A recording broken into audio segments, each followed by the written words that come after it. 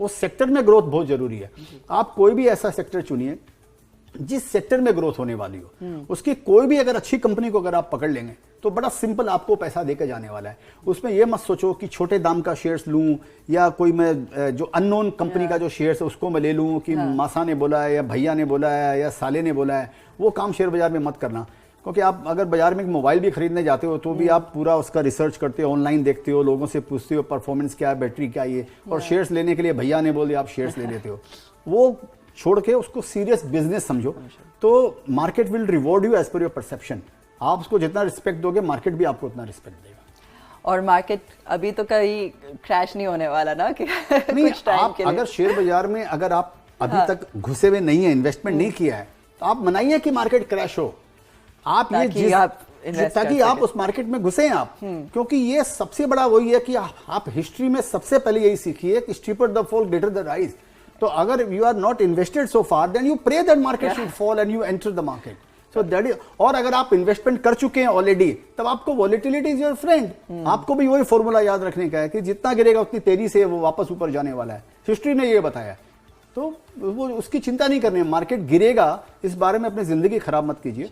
आज 90% टाइम जो है जो हम लोग इसी बात में लगा देते हैं कि मार्केट का डायरेक्शन क्या है, मार्केट तेज होगा या मंदा होगा, ऊपर है कोई भी मिलता है रास्ते में, पार्टी में या कहीं भी, अरे मार्केट क्या लगता है। अरे छोड़ बाबा, मार्केट क्या लगता है, मार्केट क्या लगता है वो इंडस्ट्रियलिस्ट को सोचने दीजिए। इंडस्ट्रियलिस्ट अपनी कंपनी को एक्सपेंड नहीं कर रहा है शेयर बाजार के बुल और बेयर मार्केट को देख के, और आपका किसी शेयर्स में आप पैसा लगा रहे हो तो इंडस्ट्री का फॉर्चून देखकर आप पैसा लगा रहे हो। तो आप बजाय इसमें अपना टाइम वेस्ट कर रहे हो कि मार्केट तेज है या मंदा है, आप नया आइडिया सोचिए कि आगे इंडिया में ऐसा होने वाला है, आगे कौन सी नई टेक्नोलॉजी आ रही है, कौन सा नया इनोवेशन आ रहा है, वो कौन सी कंपनी को इफेक्ट करेगा, मैं कौन सी कंपनी के शेयर्स लूं इसके कारण।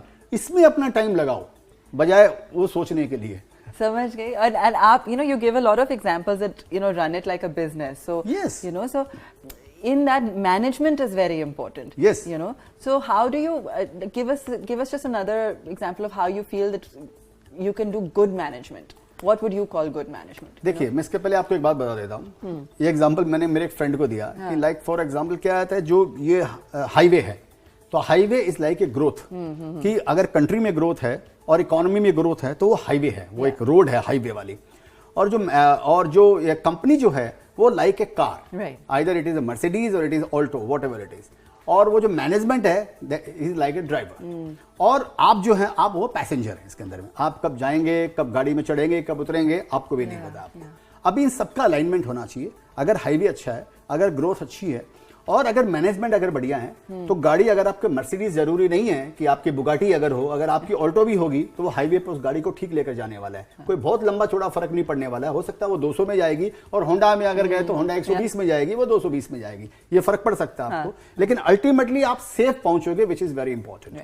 लेकिन अगर समझिए ड्राइवर खराब है, और आप अगर रोल्स रॉयस भी अगर चला रहे हो और हाईवे भी अच्छा है और गाड़ी भी अच्छी है, लेकिन ड्राइवर नौसिखी है या ड्राइवर खराब है, आपकी गाड़ी का क्या हालत होगा और पैसेंजर का क्या हालत होगा, ये आप खुद समझ सकते हैं। तो मैनेजमेंट का कितना इंपॉर्टेंट रोल है, आप इस बात से ये समझ लीजिए। और मैनेजमेंट को कैसे, हाउ टू जज that is management, it's good management or bad management. According to me it's a very simple thing. You see the past performance of the management, how the management has perform when the time for the industry, time for his company and time for Indian economy was bad. During that scenario, how did he run the company? How did he manage the company? तो जो खराब time में अपनी company को अच्छी तरह निकाल के लेकर जाएगा, वो अच्छी टाइम में और दुगनी रफ्तार से जाएगा।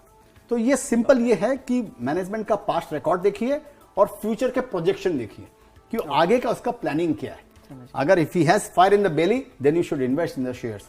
उसको लगता है कि नहीं बहुत हो गया, अभी तो क्या मजा करने का लाइफ में, उसके पहले आप शेयर बेच के मजा कीजिए।